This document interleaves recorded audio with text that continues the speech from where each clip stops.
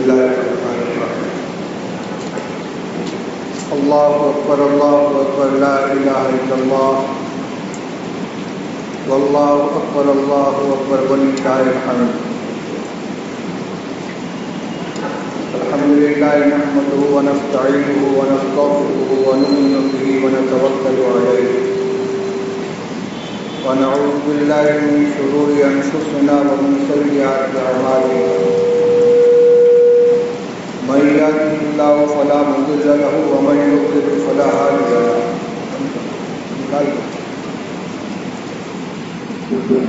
ونشهد أن لا إله إلا الله وحده لا شريك له ونشهد أن سيدنا ومولانا محمدا عبده ورسوله صلى الله تبارك وتعالى عليه وعلى آله وأصحابه وبارك وسلم تسليما كثيرا كثيرا. أما بعد فأعوذ بالله من الشيطان الرجيم. بسم الله الرحمن الرحيم. وَلَنَبْلُوَنَّكُمْ بِشَيْءٍ مِّنَ الْخَوْفِ وَالْجُوعِ وَنَقْصٍ مِّنَ الْأَمْوَالِ وَالْأَنفُسِ وَالثَّمَرَاتِ وَبَشِّرِ الصَّابِرِينَ الَّذِينَ إِذَا أَصَابَتْهُم مُّصِيبَةٌ قَالُوا إِنَّا لِلَّهِ وَإِنَّا إِلَيْهِ رَاجِعُونَ أُولَٰئِكَ عَلَيْهِمْ صَلَوَاتٌ مِّن رَّبِّهِمْ وَرَحْمَةٌ وَأُولَٰئِكَ هُمُ الْمُهْتَدُونَ.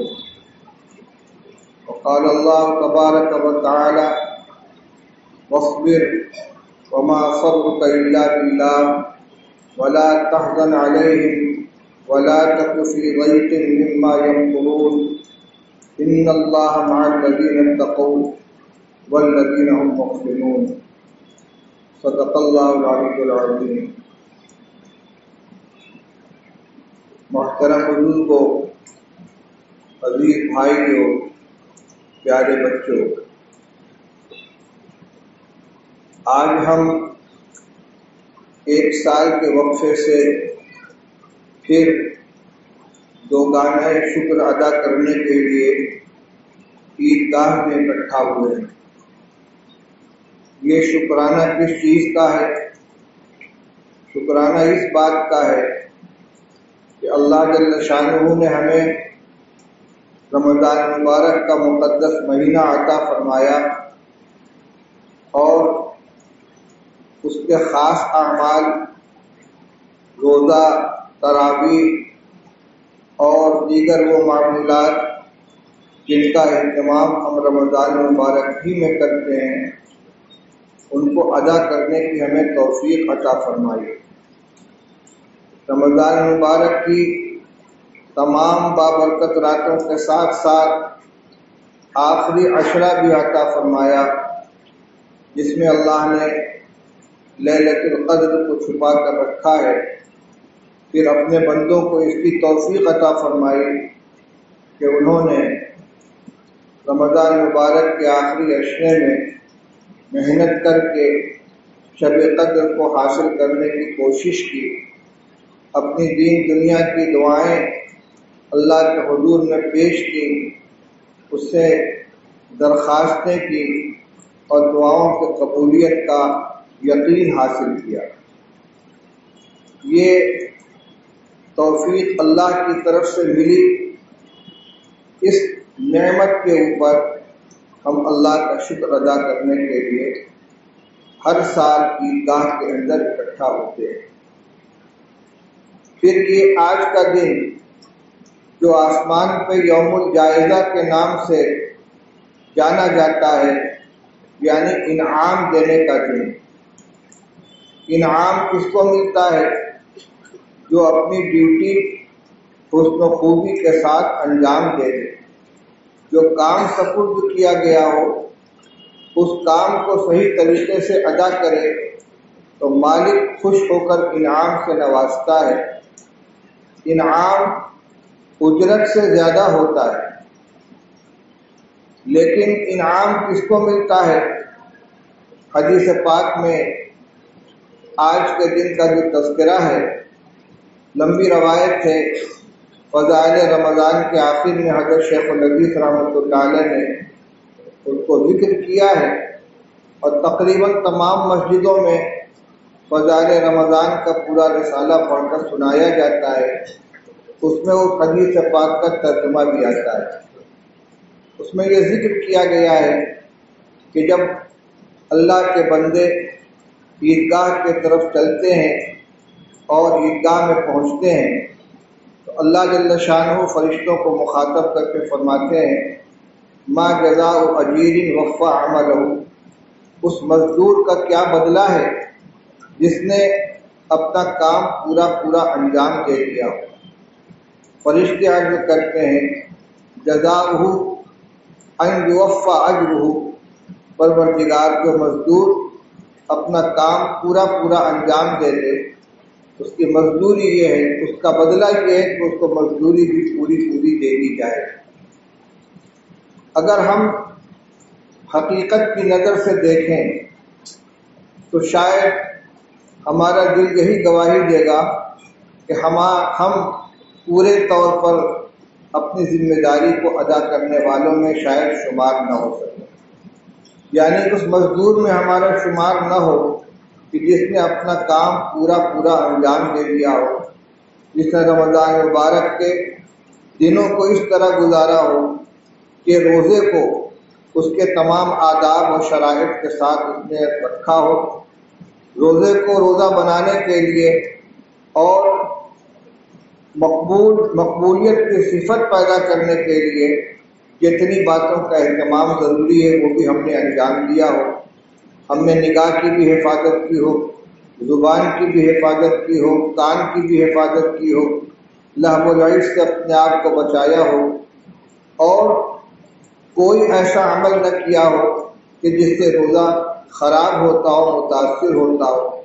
اسی طرح رات کی جو عبادت ہے، تراویح ہے، تہجد ہے، اس کو جس اہتمام کے ساتھ ادا کرنا چاہیے، ہمارا دل یہ گواہی دے گا کہ ہم سے اس کا حق ادا نہیں ہوا ہے، لیکن اس کے باوجود چونکہ یہ انعام کا دن ہے اور ہم مانگنے کے لیے اکٹھا ہوئے ہیں، پروردگار کی رحمت کے امیدوار بن کر آئے ہیں، اس لیے امید رکھتے ہیں کہ انشاءاللہ ہمیں محروم نہیں کیا جائے گا۔ بدارا بنے کا ببخشت کریم آقا اپنے نیک بندوں کے طفیل میں گناہ گاروں کو بھی بخش دیتا ہے، ان کے مغفرت کا فیصلہ فرما دیتا ہے۔ پورے یقین کے ساتھ ہم یہاں اکٹھا ہوئے ہیں اور انشاءاللہ ہم یہاں سے محروم نہیں جائیں گے، لیکن اس کے ساتھ ہمیں اس کا بھی جائزہ لینا چاہیے کہ جس عظیم مقصد کے لیے اللہ تعالیٰ نے اس ماہ مبارک کے روزوں کو ہمارے اوپر فرض فرمایا ہے، وہ مقصد حاصل کرنے میں ہم کتنے کامیاب ہوئے۔ دوسرے لفظوں میں یوں کہیے کہ تقویٰ کی وہ صفت جو ایمان والوں میں پیدا کرنے کے لیے اللہ نے ایک مہینے کا روزہ فرض فرمایا ہے، یا ایھا الذین آمنوا کتب علیکم الصیام کما کتب علی الذین من قبلکم لعلکم تتقون، اے ایمان والو تمہارے اوپر روزہ فرض کر دیا گیا جیسا کہ تم سے پہلوں پر فرض کیا گیا تھا تاکہ تم متقی بن جاؤ، اللہ سے ڈرنے والے بن جاؤ، اللہ کی نافرمانیوں سے بچنے والے بن جاؤ۔ اور یہ تقویٰ کوئی ٹائٹل نہیں ہے، اس کی کوئی ظاہری شکل نہیں ہے کہ جس کو دیکھ کر ہم فیصلہ کر لیں یا کوئی ہمارے بارے میں فیصلہ کر لے کہ اس کے اندر تقویٰ پیدا ہوا یا نہیں، بلکہ یہ ہمارے قلب کی کیفیت ہے۔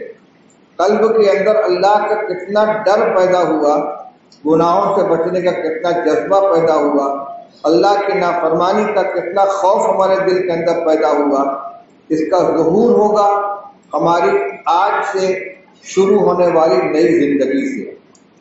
ہم نے نمازوں کا اہتمام اپنی زندگی میں کس حد تک شامل کر لیا؟ وہ لوگ جو رمضان مبارک سے پہلے پنج وقتہ نماز کا اہتمام نہیں کرتے تھے، کیا انہوں نے فیصلہ کر لیا کہ اب انشاءاللہ ہماری کوئی نماز نہیں چھوٹے گی؟ جو رمضان مبارک سے پہلے بہت سی لغویات میں، نامناسب اعمال میں مبتلا تھے، نگاہ کے گناہ میں مبتلا تھے، زبان کے گناہ میں مبتلا تھے، کان کے گناہ میں مبتلا تھے، غیبت کرنا، جھوٹ بولنا، گالی بکنا اور نامناسب الفاظ زبان سے استعمال کرنا، اسی طرح اپنی نگاہوں کا غلط استعمال، جہاں نظر نہیں پڑنی چاہیے وہاں نظر ڈالنا، ایسی چیزوں کو دیکھنا کہ جس کو دیکھنے کو حرام قرار دیا گیا ہے، ان سے اپنی نگاہوں کو بچانے کا فیصلہ کر لیا یا نہیں۔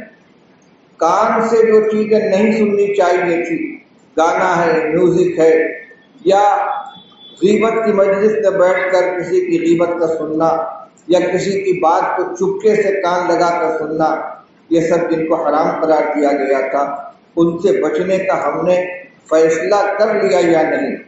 اگر خوش قسمتی سے ہم نے یہ ارادہ کر لیا ہے کہ انشاءاللہ ہماری اب کوئی نماز نہیں چھوٹے گی، جتنے اہتمام سے ہم نے ماہ مبارک میں پنجگانہ نمازیں ادا کی ہیں، انشاءاللہ آئندہ بھی اسی اہتمام کے ساتھ روزانہ 5 وقت کی نماز ہم پڑھتے رہیں گے۔ ہم نے اپنے آپ کو جن غلط کاریوں سے، جن گناہوں سے رمضان مبارک کے اندر روک کر رکھا تھا، آئندہ بھی ہم اپنے آپ کو ان سے بچائیں گے۔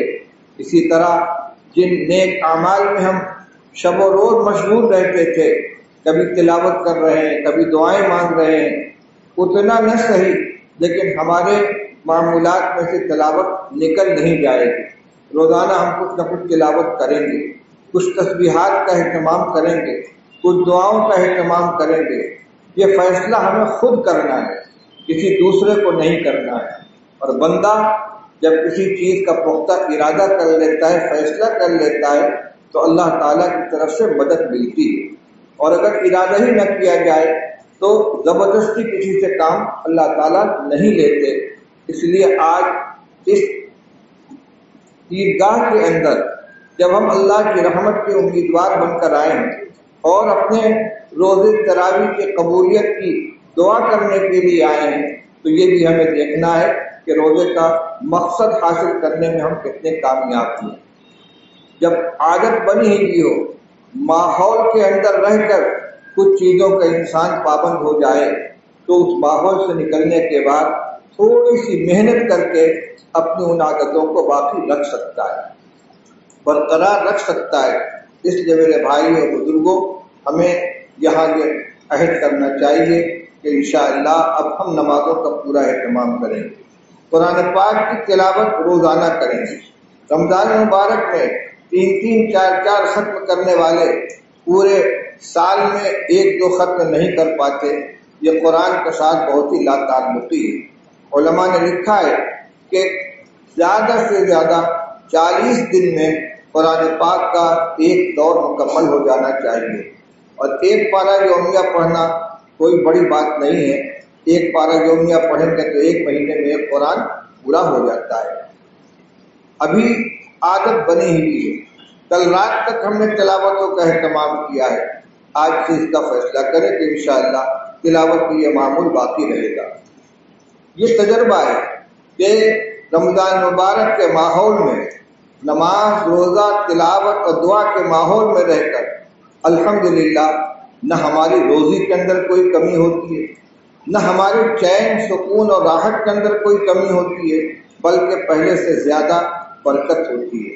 ایک تو رمضان مبارک کی خود برکت ہے کہ رسول اللہ صلی اللہ علیہ وسلم نے ارشاد فرمایا، شہر یزاد فیہ فی رزق المومن، یہ وہ مہینہ ہے جس میں مومن کی روزی کے اندر اضافہ کر دیا جاتا ہے۔ لیکن اس کے اسباب کیا ہیں؟ اسباب یہی ہیں کہ بندہ ان دنوں میں اللہ کی طرف متوجہ رہتا ہے، دعائیں کرتا ہے، گناہوں سے اپنے آپ کو بچاتا ہے، تو اللہ کی طرف سے نوازشیں ہوتی ہیں۔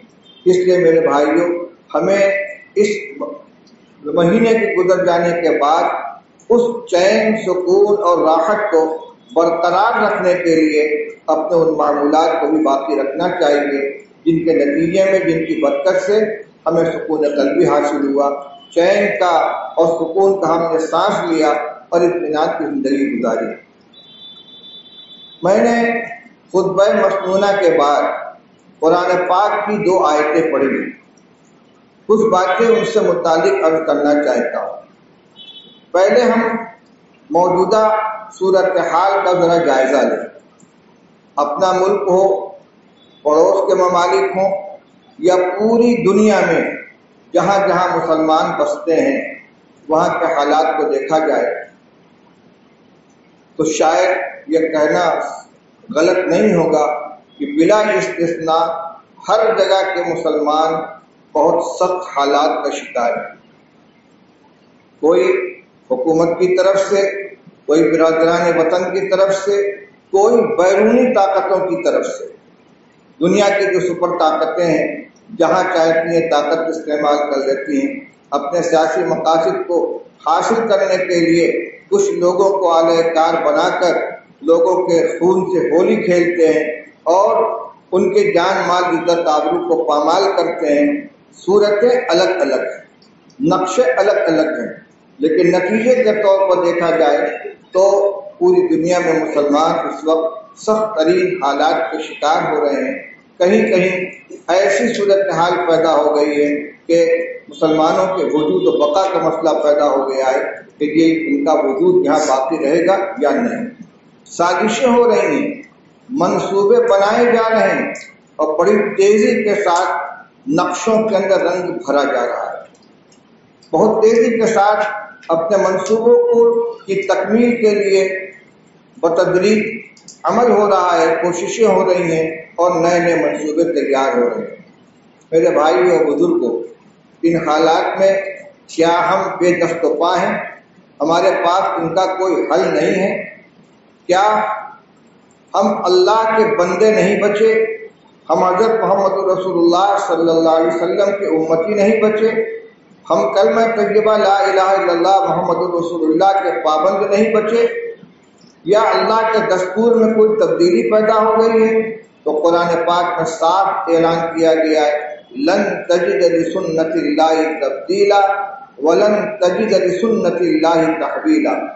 تم ہرگز کبھی بھی اللہ کی سنت اور اس کے طریقے میں کوئی تبدیلی نہیں پاؤ گے، اور کبھی بھی اللہ کی سنت اور اس کے طریقے میں کوئی پھیر بدل نہیں پاؤ گے۔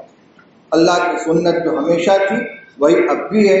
وہاں سے کچھ دستور بنا کر دیا گیا ہے، کچھ اعلان کیا گیا ہے کہ تم نے اگر یہ راستہ اختیار کیا تو ہماری مدد اور نصرت تمہاری شامل حال ہے۔ اللہ تعالیٰ کی کسی کے ساتھ رشتہ داری نہیں ہے، نہ رشتہ داروں کے ساتھ جو اللہ کے مقبول بندے ان کے رشتہ داروں کے ساتھ کوئی خصوصی برتاؤ ہے۔ آپ دیکھیں نظیریں اس کی موجود ہیں۔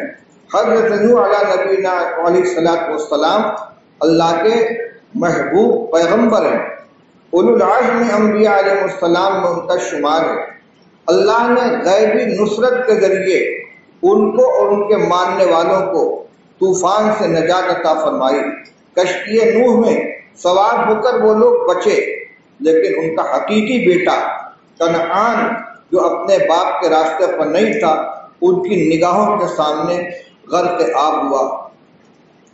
قرآن پاک میں پورا واقعہ بیان کیا گیا ہے، وقال اركبوا فيها بسم الله مجريها ومرساها ان ربي لغفور رحيم وهي تجري بهم في موج كالجبال ونادى نوح ابنه وقال يا بني اركب معنا ولا تكن مع الكافرين قال سآوي إلى جبل يعصمني من الماء قال لا عاصم اليوم من امر الله الا من رحم وحال بينهم الموج فكان من المغرقين۔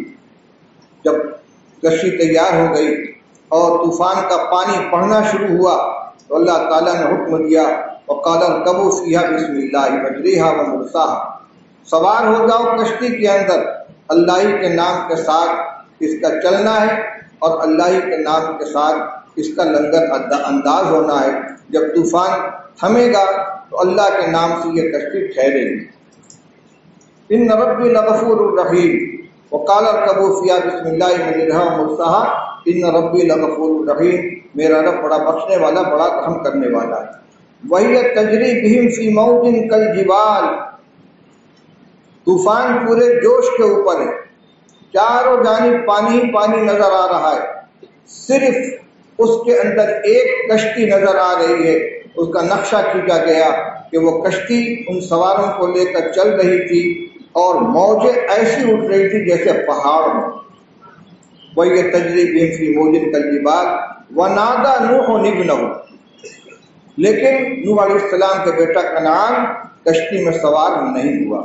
نوح علیہ السلام نے اپنے بیٹے کو آواز دی، یا بنی ارکب معنا ولا تکن مع الکافرین، میرے بیٹے تم ہمارے ساتھ کشتی میں سوار ہو جاؤ، کافروں کے، اللہ کے منکروں اور باغیوں کا ساتھ مت دو۔ کشتی میں سوار ہونے کا مطلب یہ تھا کہ تم ایمان لے آؤ، اور کشتی میں وہی سوار ہوگا جو ایمان والا ہے۔ ایمان لے آؤ، کشتی میں سوار ہو جاؤ، منکرین کے ساتھ مت رہو۔ کیوں؟ اس لیے کہ آج اللہ کے علاوہ کوئی بچانے والا نہیں، لیکن اس بیٹے کی نگاہ ظاہری اسباب کے اوپر، وہ اس طوفان میں بھی اللہ کی طرف متوجہ ہونے کے لیے تیار نہیں۔ وہ کیا کہتا ہے؟ قال سآوی الی جبل یعصمنی من الماء، ابا جانا فکر نہ کریں، میں کسی پہاڑ کی چوٹی پر چڑھ جاؤں گا اور وہ چوٹی مجھ کو پانی سے بچا لے گی۔ حضرت نوح علیہ السلام نے جو جواب دیا وہ کیا تھا؟ قال لا عاصم اليوم من امر اللہ الا من رحم، آج اللہ کے فیصلے سے کوئی چیز بچانے والی نہیں۔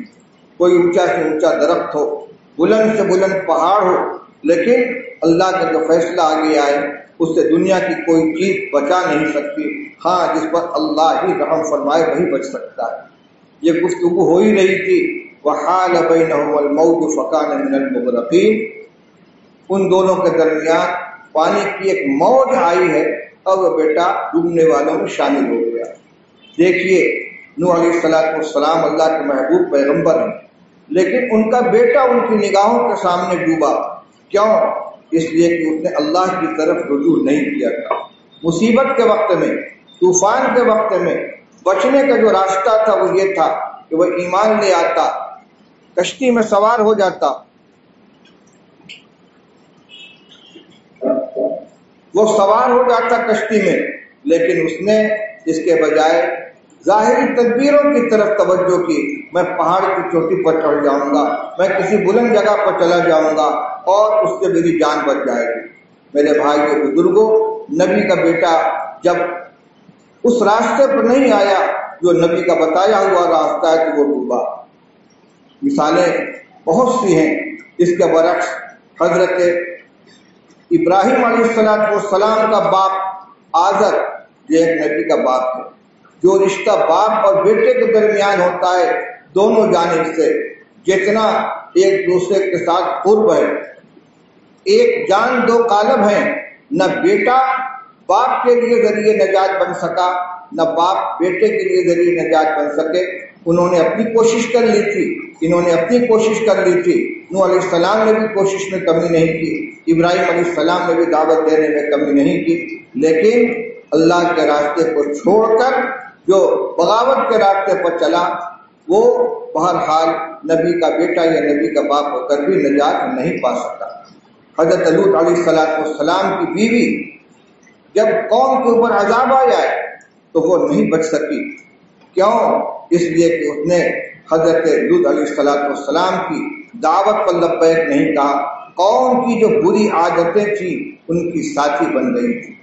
اسی کو شیخ سعدی رحمۃ اللہ علیہ نے گلستہ کے اندر اس طرح تعبیر کیا ہے: پسر نوح با بدا بنشست خاندان نبوت گم شد، ہم سگے اصحاب کہف روزے چند پینے کا گرفت مردم شد، پسر نوح با بدا بنشست خاندان نبوت گم شد۔ اور اسی شعر کو اس طرح بھی پڑھتے ہیں کہ ہم سر لوط با بدا بنشست خاندان نبوتش گم شد۔ شیخ سعدی فرماتے ہیں کہ اصحاب کہف کا کتا نیک لوگوں کے ساتھ لگا رہا تو اس کا تذکرہ قرآن پاک میں اصحاب کہف کے ساتھ آیا ہے۔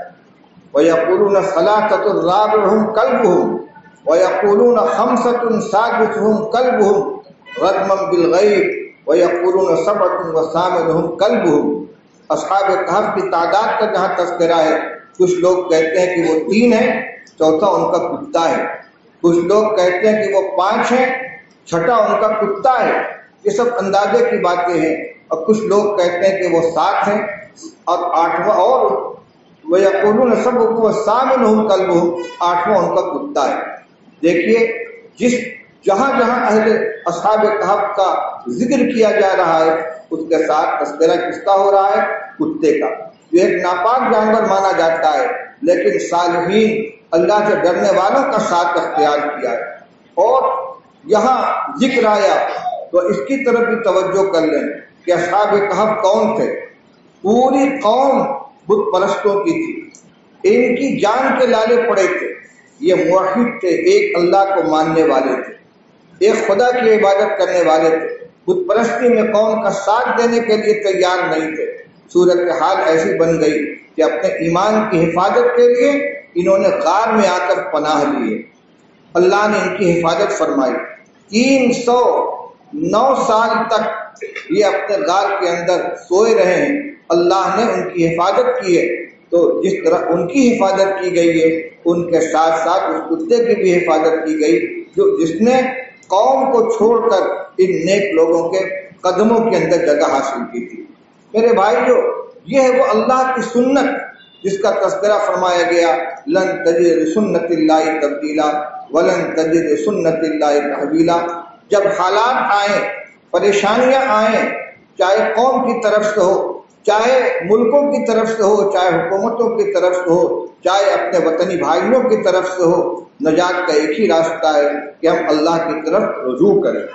اور جو پہلی آیتیں میں نے پڑھی ہیں اس میں اللہ تعالیٰ نے ایمان والوں کے بارے میں کھلے لفظوں میں اعلان فرمایا ہے، وَلَنَبْلُوَنَّكُمْ بِشَيْءٍ مِّنَ الْخَوْفِ وَالْجُوعِ وَنَقْصٍ مِّنَ الْأَمْوَالِ وَالْأَنفُسِ وَالثَّمَرَاتِ۔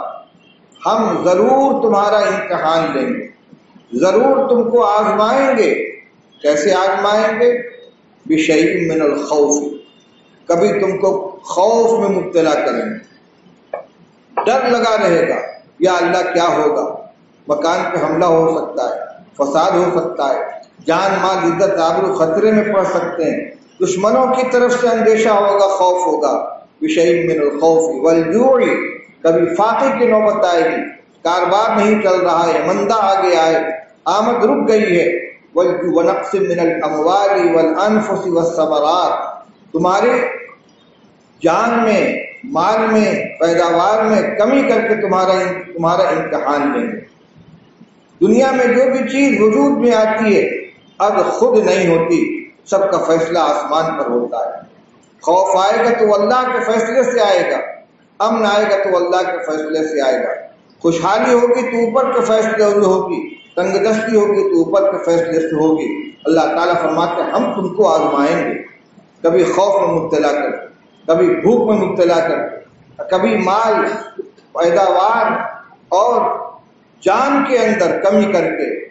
کچھ فسادات ہوں گے، کچھ جانیں جائیں گی، کوئی حادثہ پیش آ جائے گا، کچھ لوگ موت کے منہ میں چلے جائیں گے، پیداوار کم ہو جائے گی، مال کا نقصان ہوگا، سب کے سب چیزیں پیش آئیں گی۔ یہ صورتیں الگ الگ ہوں گی لیکن بنیاد ایک ہوگی کہ اللہ تعالیٰ ان حالات میں ڈال کر آزماتے ہیں۔ آزمائش کس چیز کی ہوگی کہ بندہ اس وقت کیا کرتا ہے، بندہ اس وقت کیا کرتا ہے۔ ایمان والے اپنے ان حالات سے نکلنے کے لیے راستہ کیا اختیار کرتے ہیں؟ فرمائے وَبَشِّرِ الصَّابِرِينَ، آپ خوشخبری سنا دیجئے صبر کرنے والوں کو، اس امتحان میں کامیاب ہوں گے اور ان حالات سے نکلیں گے وہ لوگ جو صبر کرنے والے ہیں۔ صبر کے کیا معنی ہے؟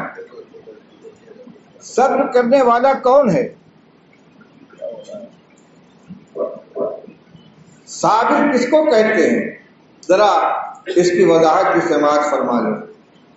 عام طور پر صبر کا صرف ایک معنی سمجھا جاتا ہے کہ کوئی مصیبت آ جائے آدمی اس کو برداشت کر لے، چیخ پکار نہ مچائے، جزا فضا نہ کرے، ہنگامہ نہ کرے، بس برداشت کر لے، کسی سے شکایت نہ کرے۔ ایک معنی صبر کا یہ بھی ہے، لیکن عام طور سے قرآن پاک میں، احادیث میں جہاں صبر کا لفظ استعمال کیا گیا ہے وہ صرف مصیبت کو برداشت کر لینے کے لیے نہیں بلکہ صبر کے جو دو معنی اور ہیں ان کو اپنے اندر شامل کر کے علماء فرماتے ہیں کہ صبر کے 3 معنی ہیں. ایک ہے الصبر علی المصیبت، ایک ہے الصبر علی الطاعت، اور ایک ہے الصبر عن المعصیت. صبر علی المصیبت کا مطلب تو یہی ہے کہ کوئی پریشانی آئے، حادثہ آئے، آدمی اس کو برداشت کر لے. کسی کے بیٹے کا انتقال ہو گیا، کسی کی بیوی کا انتقال ہو گیا، کسی عورت کے شوہر کا انتقال ہو گیا، وہ یہ سمجھے کہ اللہ نے اس کو اتنی زندگی دی تھی، اللہ کی امانت تھی، اللہ نے لے لیا. ہمیں کسی سے شکایت نہیں کرنی ہے، اس غم کو برداشت کر لینا ہے. یہ بھی صبر ہے، اور اس صبر کے اوپر بھی بڑے اجر و ثواب کا وعدہ کیا گیا ہے. رسول اللہ صلی اللہ علیہ وسلم نے ایسے موقع پر بھی صبر کا لفظ استعمال فرمایا ہے. حدیث میں واقع آتا ہے ایک مرتبہ رسول اللہ صلی اللہ علیہ وسلم صحابہ کے ساتھ گزر رہے تھے. ایک جگہ دیکھا کہ ایک قبر کے پاس ایک عورت کھڑی ہوئی رو رہی ہے. اس کے شوہر کا انتقال ہو گیا تھا، غالباً برداشت نہیں ہو رہا تھا، قبر کے پاس کھڑی ہوئی رو رہی تھی. رسول اللہ صلی اللہ علیہ وسلم نے فرمایا اصبری، خاتون صبر کرو. اس عورت نے پلٹ کر نہیں دیکھا کہ کون ہے، کس نے مجھے صبر کی تلقین کی ہے. اس نے کہہ دیا الیک عنی فإنه لم يصبك ما أصابني، جائیے اپنا راستہ لیجیے، آپ پر وہ مصیبت نہیں ٹوٹی ہے جو مصیبت مجھ پر ٹوٹی ہے. رسول اللہ صلی اللہ علیہ وسلم نے کچھ نہیں فرمایا، خاموشی سے وہاں سے گزر گئے.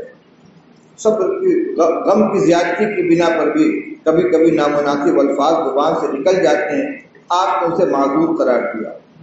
پھر کسی شخص نے اس عورت کو متوجہ کیا کہ تمہیں معلوم ہے کہ تم کو صبر کی تلقین کس نے کی تھی، اور اس طرح جواب تم نے کس کو دیا؟ اس نے کہا نہیں، کہا وہ رسول اللہ صلی اللہ علیہ وسلم نے. اب وہ عورت بہت پریشان ہوئی، بہت شرمندہ ہوئی، بہرحال ایمان والی تھی. اس نے پہچانا نہیں کہ رسول اللہ صلی اللہ علیہ وسلم نے. سیدھی رسول اللہ صلی اللہ علیہ وسلم کے مکان پر پہنچی، اجازت طلب کی اندر جانے کے لیے. حدیث میں آتا ہے کہ نہ وہاں کوئی دربان تھا، نہ کوئی پہرے دار تھا، بڑی آسانی سے اس کو باریابی ہو گئی. اس نے جا کر صرف اتنا کہا یا رسول اللہ لم اعرف کا، حضور معاف فرما لو میں نے آپ کو پہچانا نہیں تھا. رسول اللہ صلی اللہ علیہ وسلم بھی رحمت للعالمین ہے، آپ نے ڈانٹا نہیں، ڈپٹا نہیں کہ تم کو دیکھنا چاہیے تھا کہ کون ہے، تم نے ایسی بات کری نہیں، بالکل اس سلسلے میں کوئی بات نہیں کی. آپ نے صرف ایک لفظ استعمال فرمایا انما الصبر عند الصدمۃ الاولى، صبر تو وہی ہوتا ہے جو تازہ مصیبت کے وقت بہت بڑا مرہم ہے. بڑے سے بڑے حادثے اور بڑی سے بڑی مصیبت پر وقت گزرنے کے بعد آخرکار صبر آ ہی جاتا ہے. حقیقی صبر یہ ہے کہ جس وقت مصیبت آئے، پریشانی آئے، اس وقت آدمی برداشت کر لے جائے اور سوچے کہ میرے رب کا یہی فیصلہ تھا. بلا شبہ یہ بھی صبر ہے، اور اس صبر کے اوپر بھی اللہ کی طرف سے مدد کا وعدہ ہے، اور صبر کے ذریعے سے اللہ کی مدد حاصل کرنے کا حکم ہے. انہی آیتوں سے پہلے اللہ تعالیٰ نے ارشاد فرمایا ہے یا ایھا الذین آمنوا استعینوا بالصبر والصلاۃ ان اللہ مع الصابرین. اے ایمان والو، اللہ کی مدد حاصل کرو صبر کے ذریعے اور نماز کے ذریعے، یعنی صابر بنو، نماز کے پابند بنو، اللہ کی مدد تمہارے شامل حال ہوگی. ان اللہ مع الصابرین، بلا شبہ اللہ صبر کرنے والوں کے ساتھ ہے. تو ایک تو صبر کا یہ معنی ہے. اس جگہ بھی صبر کے اندر اپنے وسیع مفہوم کے ساتھ ساتھ مصیبتوں کو برداشت کرنا بھی شامل ہے. اس کے علاوہ صبر 2 موقع پر استعمال کیا جاتا ہے شریعت کی اصطلاح میں. ایک ہے الصبر علی الطاعت، نیکی پر، اللہ کو راضی کرنے والے اعمال پر، اللہ کی اطاعت پر اپنے نفس کو جمع کر رکھنا. حبس النفس علی الطاعت، اپنے جی کو، اپنے نفس کو طاعت کے اوپر جمع کر رکھنا. یعنی انسان کا نفس بے لگام ہو کر ادھر ادھر بھاگنا چاہتا ہے، رسی توڑا کر جانا چاہتا ہے،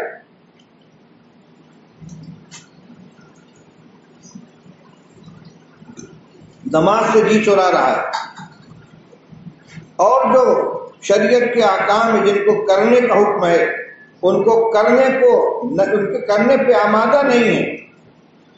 حفظ النفس علی الطاعہ، لیکن نفس کو آزاد نہ چھوڑنا بلکہ زبردستی اس پہ کنٹرول کرتے ہوئے اس کے اوپر قابو پانا، جیسا کہ حدیث میں فرمایا گیا لیس الشدید بالسرعۃ انما الشدید الذی یملک نفسہ عند الغضب۔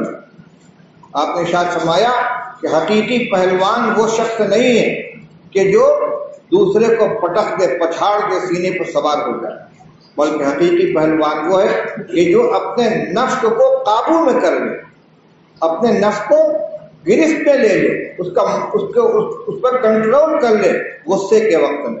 جو مزاحمت ہوتی ہے، غصہ اس کو آمادہ کر رہا ہے جو مقابل کے اوپر چڑھ دو، اینٹ کا جواب پتھر سے دو، اس نے ایک گالی بکی تو 10 گالی بکو، لیکن نہیں، اللہ کا یہ حکم ہے ادفع باللتی ہی احسن، کہ برائی کا بدلہ برائی سے نہیں اچھائی سے دو۔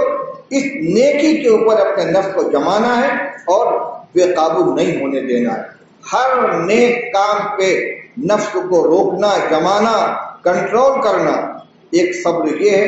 اسی طرح تیسرا ہے الصبر عن المعصیت، گناہ کرنے کو جی چاہتا ہے، مثلا ابھی رمضان مبارک کا مہینہ گزرا ہے، دوست احباب کے ساتھ بیٹھیں گے، تفریحات میں جائیں گے، بندی گزاریں گے، ان میں نہ جانے کتنی لغویات سامنے آئیں گی جن میں پہلے بھی مبتلا رہ چکے ہیں۔ اب جی چاہے گا کہ ہم اپنی پرانی زندگی کی طرف لوٹ آئیں، اپنی انہی دلچسپیوں کی طرف لوٹ آئیں، اپنے انہی مشاغل کو دوبارہ اختیار کریں، لیکن نہیں، رمضان میں ہم نے اللہ سے کچھ عہد کیا ہے، کچھ معاہدہ کیا ہے، کچھ ارادہ کیا ہے، تو نفس کے چاہنے کے باوجود اس کو روک کر رکھنا۔ فجر کی نماز کا وقت ہے، اے سی روم میں سوئے ہوئے ہیں، بڑی میٹھی نیند آ رہی ہے، لیکن مؤذن پکار رہا ہے، آواز دے رہا ہے، وقت ہو گیا ہے، جی یہ چاہتا ہے کہ چلو آرام کر لو، لیکن نہیں، آنکھ کھل جانے کے باوجود بستر پر پڑے رہنا یہ نافرمانی ہے، گناہ ہے، معصیت ہے۔ تو نفس کی اس خواہش کو روکنا، اس کا مقابلہ کرنا، اور جی چاہے نہ چاہے نماز کے لیے اٹھ کر چلے جانا۔ اسی طرح جتنے غلط کام تھے، موبائل جیب میں ہے، نیٹ چالو ہے، اور نہ جانے کیا کیا علم غلم اس کے اندر آ رہا ہے، ذرا سا کلک کریں گے اور سارا منظر سامنے آ جائے گا، ایئر فون کان میں لگا لیں گے اور من چاہی باتیں، نظمیں، گانے، میوزک سنیں گے، جی چاہ رہا ہے، لیکن نہیں۔ ہم نے 1 مہینے تک اپنے آپ کو ان چیزوں سے روک کر تجربہ کر لیا ہے، زندگی چین سکون کی گزری ہے، ہمیں اس راستے پر لوٹ کر نہیں جانا ہے۔ یہ صبر، نفس کو معصیت سے روکنا۔ تو اللہ کی مدد جس صبر کے ساتھ ہے اس میں یہ تمام کی تمام چیزیں شامل ہیں۔ مصیبت اور پریشانی کے وقت برداشت کر لینا، اللہ کی طرف رجوع کرنا کہ میرے مالک کا یہی فیصلہ تھا، ہم اس کے اوپر راضی ہیں۔ جو نیکی ہے اس کو کرنے کو جی نہ چاہے تب بھی اس کے اوپر جمے رہنا، جو گناہ ہیں ان کے اندر مبتلا ہونے کی کتنی شدید خواہش ہو لیکن اس سے اپنے آپ کو بچا کر رکھنا، یہ ہے صبر۔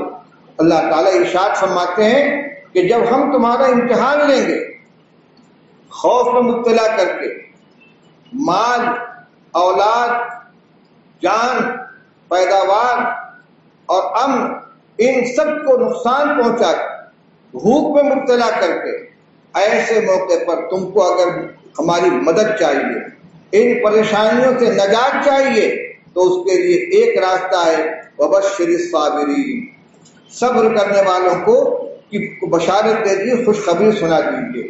صبر کرنے والوں کی پہچان کیا ہے؟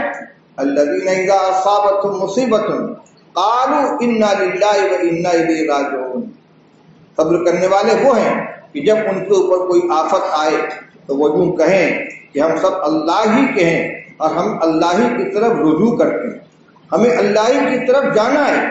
میرے بھائیوں یہاں دیکھیے، جو چیز اللہ نے دی تھی وہ اللہ نے لے لی، اور ہم بھی اللہ ہی کے ہیں، ہماری چیزیں بھی اللہ کی ہیں، ہم اسی کے بندے ہیں، وہ ہمارا خالق ہے، مالک ہے۔ مالک کو حق پہنچتا ہے کہ اپنے بندے کو جو چاہے دے، جو چاہے لے لے۔ ہم اللہ کے ہیں، وَإِنَّا إِلَيْهِ رَاجِعُونَ، اور ہمیں اسی کی طرف لوٹنا ہے۔ اس کا ایک مفہوم تو ہم سمجھتے ہیں کہ مرنے کے بعد اللہ کے سامنے جائیں گے، لیکن نہیں، یہ مستقبل کا صیغہ ہے۔ ہمیں اللہ کی طرف رجوع کرنا ہے، جیسے بھاگا ہوا غلام آقا کی طرف لوٹ کر آتا ہے، نالائق اولاد اپنے والدین کے پاس لوٹ کر آتی ہے۔ تو یہ کہنا انا للہ و انا الیہ راجعون، ہم سب اللہ کے بندے ہیں، ہمیں اللہ ہی کی طرف لوٹنا ہے۔ ان مصیبتوں سے نجات پانے کا ایک ہی راستہ ہے کہ ہم اللہ کی طرف رجوع کریں۔ اور رجوع کرنے کا معنی کیا ہے؟ کہ جن غلطیوں میں مبتلا ہیں، جن گناہوں میں مبتلا ہیں، ان کو ہم چھوڑیں اور اللہ کی فرما برداری کو، اس کے احکام کو بجا لانے میں اپنے آپ کو مشغول کریں۔ آگے فرمایا اولئک علیہم صلوات من ربہم ورحمہ واولئک هم المہتدون، جن لوگوں کا یہ طریقہ کار ہے کہ پریشانیوں میں، خوف میں، فاقے میں، جان مال کے نقصان میں وہ دین پر جمے رہتے ہیں، برداشت بھی کرتے ہیں، گناہوں سے اپنے آپ کو بچاتے ہیں، صبر کرنے والے ہیں، اور زبان سے بھی کہتے ہیں کہ انا للہ و انا الیہ راجعون، عمل سے بھی اللہ کی طرف رجوع کرتے ہیں۔ فرمایا اولئک علیہم صلوات من ربہم ورحمہ، انہی کے اوپر اللہ کی خصوصی رحمتیں بھی ہیں اور عام رحمت بھی ہے۔ ایک تو اللہ کی رحمت عام ہے، ورحمتی وسعت کل شیء، میری رحمت تمام چیزوں کو شامل ہے۔ یہاں رحمت کے ساتھ صلواتن کا بھی لفظ استعمال کیا گیا ہے۔ صلوات کے معنی اللہ کی خاص رحمتیں۔ جو بندہ اس امتحان میں اس طریقے سے کامیاب ہوگا، اس پر اللہ کی خاص رحمتیں بھی ہوں گی اور عمومی رحمت میں بھی وہ حصے دار ہوگا۔ وَأُولَئِكَ هُمُ الْمُهْتَدُونَ، اور وہی لوگ ہدایت یافتہ ہیں، وہی سیدھے راستے پر چلنے والے ہیں۔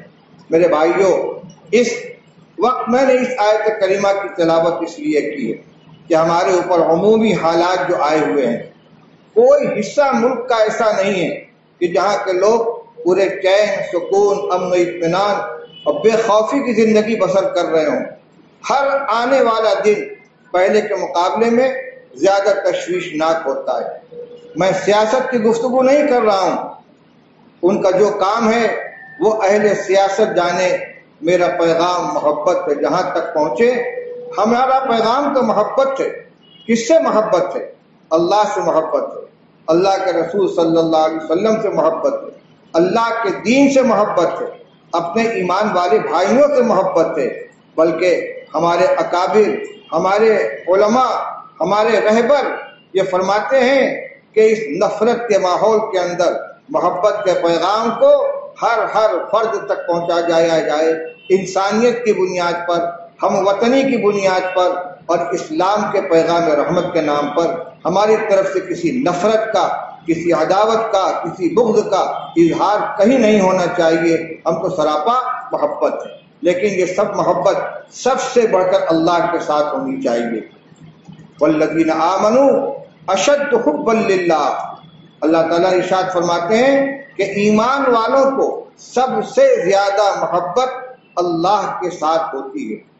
رسول اللہ صلی اللہ علیہ وسلم ارشاد فرماتے ہیں لا یؤمن احدکم حتی اکون احب الیہ من والدہ وولدہ والناس اجمعین، تم میں سے کوئی اس وقت تک مومن نہیں ہو سکتا جب تک کہ میں اس کے نزدیک، اس کی جان سے، اس کے اور حتی اکون احب الیہ من والدہ وولدہ والناس اجمعین، میں اس کے والدین سے، اس کی اولاد سے اور تمام لوگوں سے زیادہ محبوب نہ ہو جاؤں۔ اور اللہ اور اس کے رسول کے ساتھ محبت کا تقاضا یہ ہے کہ ان کی خوشی ہمارے پیش نظر ہو، ان کی ناراضگی ہمارے لیے سوہان روح ہو۔ ہر اعتبار سے ہمارے مسائل کا ایک ہی حل ہے کہ ہم پورے طور پر اللہ اور اس کے رسول صلی اللہ علیہ وسلم کی طرف رجوع کریں۔ انہی لوگوں کو کے اوپر اللہ کی خصوصی رحمت نازل ہوتی ہے، عمومی رحمت نازل ہوتی ہے، اور انہی کو ہدایت یافتہ قرار دیا گیا ہے۔ اسی کے ساتھ میں نے دوسری آیت پڑھی تھی جو سورہ نحل کی آخری دو آیتیں ہیں، 14ویں پارے کی آخری دو آیتیں۔ اللہ تعالیٰ نے ارشاد فرمایا وَلَا تَحْزَنْ عَلَيْهِمْ ولا تک فی واصبر وما صبرک الا باللہ ولا تحزن علیہم ولا تک فی ضیق مما یمکرون ان اللہ مع الذین اتقوا والذین هم محسنون. فرمایا ولا واصبر، صبر کرو، صبر سے کام لو، وما صبرک الا باللہ، اور تمہارا صبر کرنا بھی اللہ ہی کی توفیق سے ہوگا. اس کے بعد فرمایا ولا تحزن علیہم، اور ان کے اوپر غم مت کرو، ولا تک فی ضیق مما یمکرون. اس جز کو غور سے سنیے، خاص طور پر توجہ دیجیے. فرمایا یہ دشمن، یہ مخالف جو سازشیں کر رہے ہیں، تدبیریں کر رہے ہیں، خفیہ مشورے کر رہے ہیں، اس کی وجہ سے تنگی میں مبتلا مت ہوئیے. کیوں؟ آپ کے پاس نسخہ موجود ہے. ان اللہ مع الذین اتقوا والذین هم محسنون. اللہ ان لوگوں کے ساتھ ہے کہ جو اللہ سے ڈرنے والے ہیں، تقوی اختیار کرنے والے ہیں، اور ان کے ساتھ ہے جو نیکوکار ہیں، اچھا عمل کرنے والے ہیں. پچھلے انبیاء علیہ السلام کے واقعات کو دیکھا جائے تو ہمیشہ ان کے ماننے والوں کی تعداد کم اور مخالفین کی تعداد زیادہ رہی. اور دنیاوی طاقت کے اعتبار سے، اقتدار کے اعتبار سے، اپنے جچے کے اعتبار سے، مال و دولت کے اعتبار سے، ہر اعتبار سے وہ بڑھے ہوئے تھے ایمان والوں کے مقابلے میں. اور ان کے اوپر، ایمان والوں کے اوپر مخالفین کی طرف سے ظلم و ستم اور جبر و تشدد کا کوئی ایسا عمل نہیں تھا جو آزمایا نہ گیا ہو. بنی اسرائیل موسیٰ علیہ السلام کے امتی، فرعون نے ان پر کون سا ظلم روا نہیں رکھا تھا؟ ان کے بچوں کو قتل کر دینا، ان کی عورتوں کو اپنے گھر کی خادمائیں بنا کر رکھنا. بنی اسرائیل پریشان ہو گئے، لیکن موسیٰ علیہ السلام نے ان کو یہی تلقین کی کہ دین پر مضبوطی کے ساتھ جمے رہو اور صبر کرو، اللہ تمہاری مدد کرے گا. چنانچہ اس طاقت سے کہ جس کے ذہن میں فرعون کہتا تھا انا ربکم الاعلی، میں تمہارا بڑا رب ہوں، اس کو اللہ نے اس کے پورے لشکر کے ساتھ غرق آب کر دیا، اور اسی پانی پر سے بنی اسرائیل کو، موسیٰ علیہ السلام کو اس پار اتار دیا. اور وہ ملک، وہ سرزمین کہ جس پر فرعون کا قبضہ تھا، اس کی حکومت تھی، اللہ تعالیٰ نے بنی اسرائیل کو عطا فرما دیا. اسی طرح حضرت لوط علیہ السلام جو اللہ کے پیغمبر ہیں، ان کے اوپر اتنے سخت حالات آئے ہیں کہ جس کے بارے میں ہم سوچ بھی نہیں سکتے. گھبرا کر وہ کہنے لگے کہ علیہ منکم رجل الرشید، ارے نالائقو، تمہارے پورے مجمع کے اندر کوئی بھی سمجھدار آدمی نہیں ہے، کوئی بھی سمجھدار آدمی نہیں ہے. اس قوم کے اندر خرابی کیا تھی؟ کفر و شرک میں تو مبتلا تھے ہی، لیکن امرت پرستی کا شکار تھے، امرت پرستی کے شکار تھے، لڑکوں سے اپنی خواہش پوری کرتے تھے. اور جس موقع کی یہ آیت ہے، اللہ جل شانہ نے اس قوم پر عذاب نازل کرنے کے لیے جن فرشتوں کو بھیجا تھا، وہ خوبصورت لڑکوں کی شکل میں آئے تھے. جب قوم کے لوگوں کو معلوم ہوا کہ لوط کے گھر میں علیہ السلام کچھ مہمان آئے ہیں، بڑے خوبصورت ہیں، وہ ایسے بے حیا تھے کہ وہ ٹوٹ پڑے اس مکان کے اوپر اور کہا کہ اس کو ہمارے حوالے کر دو. لوط علیہ السلام پریشان ہو گئے، واسطے دیے ان کو کہ یہ قوم کی بیٹیاں تمہاری بیویاں ہیں، تم ان سے اپنی ضرورت پوری کرو. کہنے لگے ما لنا فی بناتک من حق وانک لتعلم ما نرید، ہمیں بیویوں سے، لڑکیوں سے کچھ لینا دینا نہیں، ہم تو جس مقصد کے لیے آئے وہ آپ جانتے ہیں. فرشتوں نے جب ان کی پریشانی کو دیکھا کہ آپ پریشان نہ ہو، ہم اللہ کے بھیجے ہوئے فرشتے ہیں، ہم ان کے اوپر عذاب دینے کے لیے آئے. ایسی بے سر و سامانی ایک کشت پرسی کے اندر آخر کار اللہ کی مدد آئی. لوط علیہ السلام اور ان کے اوپر ایمان لانے والی جو تھوڑی سی جماعت تھی، اللہ نے ان کو بچا دیا اور پوری بستی کو الٹ دیا گیا، ان پر پتھروں کی بارش ہوئی. شعیب علیہ السلام کی قوم جو ناپ تول میں کمی کے عیب میں مبتلا تھی، ان کے اوپر عذاب آیا. اور بچنے والے کون تھے؟ حضرت شعیب علیہ السلام اور ان کی شریعت پر، ان کے دین پر عمل کرنے والے۔ دنیا میں ایک دو نہیں، قوم عاد، قوم ثمود، حضرت صالح علیہ السلام کی قوم، حضرت ہود علیہ السلام کی قوم، ان کے اوپر بھی عذاب آیا ہے اور اتمام حجت کے بعد آیا ہے۔ بعد میں اللہ جل شانہ نے وہ راستہ جو تھا قوموں کو ہلاک کرنے کا، اس میں اس سنت میں تبدیلی ہوئی۔ حضرت نبی اکرم صلی اللہ علیہ وسلم نے یہ دعا فرمائی تھی کہ اللہ میری امت کو کسی عمومی عذاب کے اندر ہلاک مت کیجیے گا۔ یہ برکت رسول اللہ صلی اللہ علیہ وسلم کے دعا کی، ورنہ تاریخ کو اٹھا کر دیکھیے جن انفرادی گناہوں کی بنا پر پچھلی امتوں کو صفحہ ہستی سے نیز نابود کر دیا گیا، ان کے اندر آج بھی امت مبتلا ہے، کہیں کم کہیں زیادہ، کہیں محدود اور کہیں عمومی طور پر۔ اس لیے میرے بھائی اور بزرگوں، حالات جیسے بھی ہوں ان سے نجات پانے کا صرف اور صرف ایک راستہ ہے، ان اللہ مع الذین اتقوا والذین هم محسنون۔ اللہ ان لوگوں کے ساتھ ہے جو اللہ سے ڈرنے والے ہیں اور جو اچھا عمل کرنے والے ہیں۔ کیا ہم ابھی اس سے زیادہ سخت حالات کا انتظار کر رہے ہیں؟ جن حالات سے گزر رہے ہیں، جن حالات سے امت گزر رہی ہے، ہر آنے والے دن میں اندیشے بڑھ رہے ہیں۔ ہمارے سامنے راستہ کھلا ہوا ہے کہ ہم اللہ کی مدد کو اپنے ساتھ کر لیں، اللہ کی نصرت کو اپنے ساتھ کر لیں۔ اس کے لیے کوئی مشقت والا کام نہیں کرنا ہے۔ اللہ نے جو ہمیں دین عطا فرمایا ہے، ان الدین یسر، رسول اللہ صلی اللہ علیہ وسلم ارشاد فرماتے ہیں اللہ کا دین بہت آسان ہے۔ اللہ جل شانہ نے ارشاد فرمایا لا یکلف اللہ نفسا الا وسعها۔ اللہ تعالیٰ کسی بندے کو مکلف نہیں بناتے مگر اتنا ہی جتنا اس کی گنجائش کے اندر ہے، جتنا اس کی طاقت کے اندر، طاقت سے زیادہ کا مکلف نہیں بنایا گیا۔ حضرت نبی اکرم صلی اللہ علیہ وسلم رحمت للعالمین ہیں، آپ کے پاس جو لوگ بیعت ہونے کے لیے آتے تھے اور وہ اقرار کرتے تھے کہ ہم کوئی گناہ نہیں کریں گے، تو آپ فرماتے تھے یوں کہہ لو مستطعنا، جہاں تک ہماری استطاعت کے اندر ہوگا، جہاں ہم بے قابو ہو گئے، ہماری طاقت اور اختیار سے باہر ہو گیا، وہاں اللہ ہمیں معذور رکھے۔ خود شریعت ہمیں بتلا رہی ہے کہ تم کو دینے والا، ملنے والا کوئی حکم تمہاری طاقت سے باہر نہیں ہے۔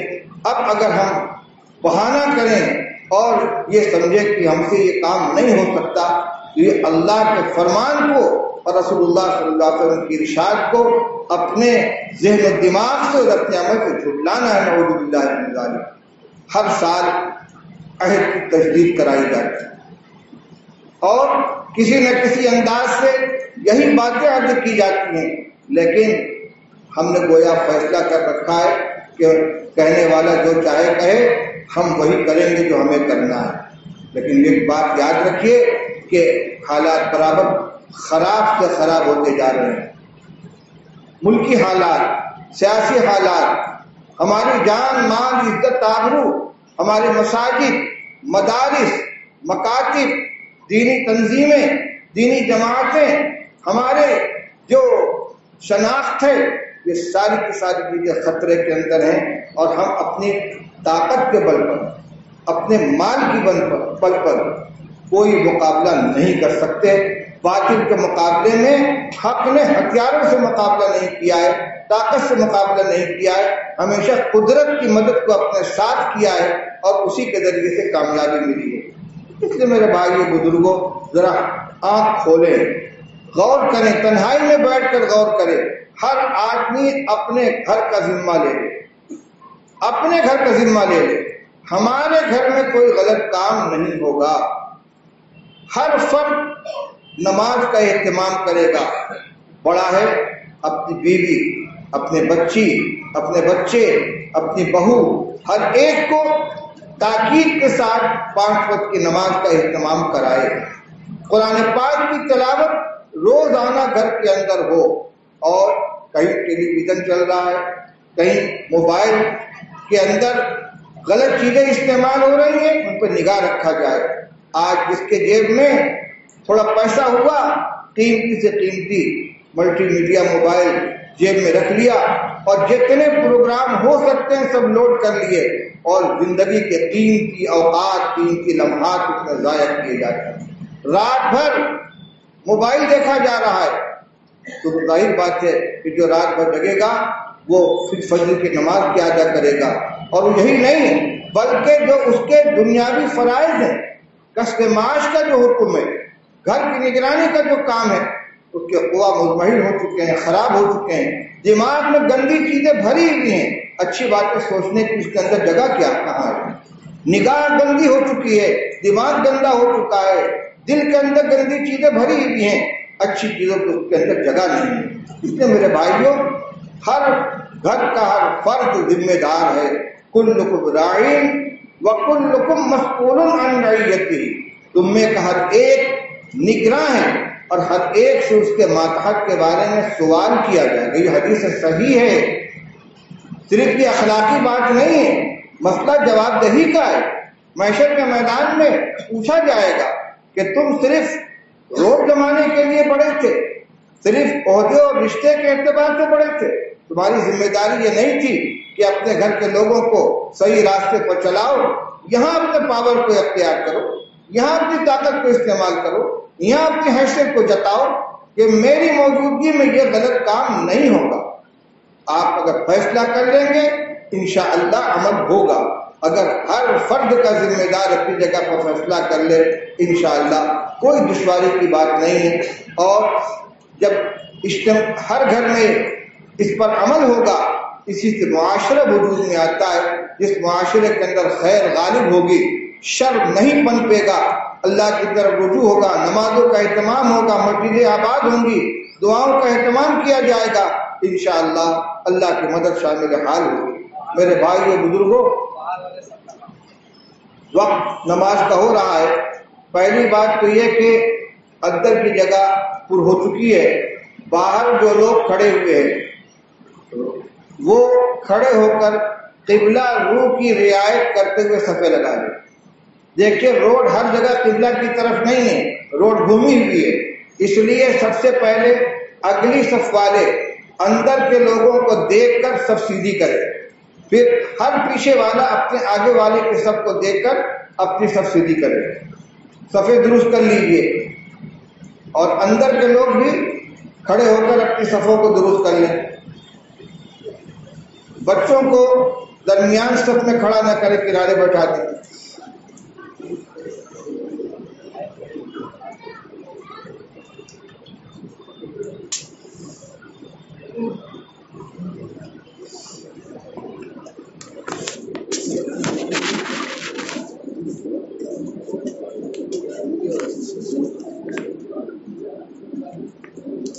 باہر سے صفیں درست ہو جائیں تو اشارہ کریں، نماز کا وقت ہو گیا ہے، نماز شروع کی جانے والی ہے. باہر جائیے، یہاں کوئی اعلان نہیں ہوگا، آپ مستقل مانگنے کا کام کر رہے ہیں. جائیے جائیے.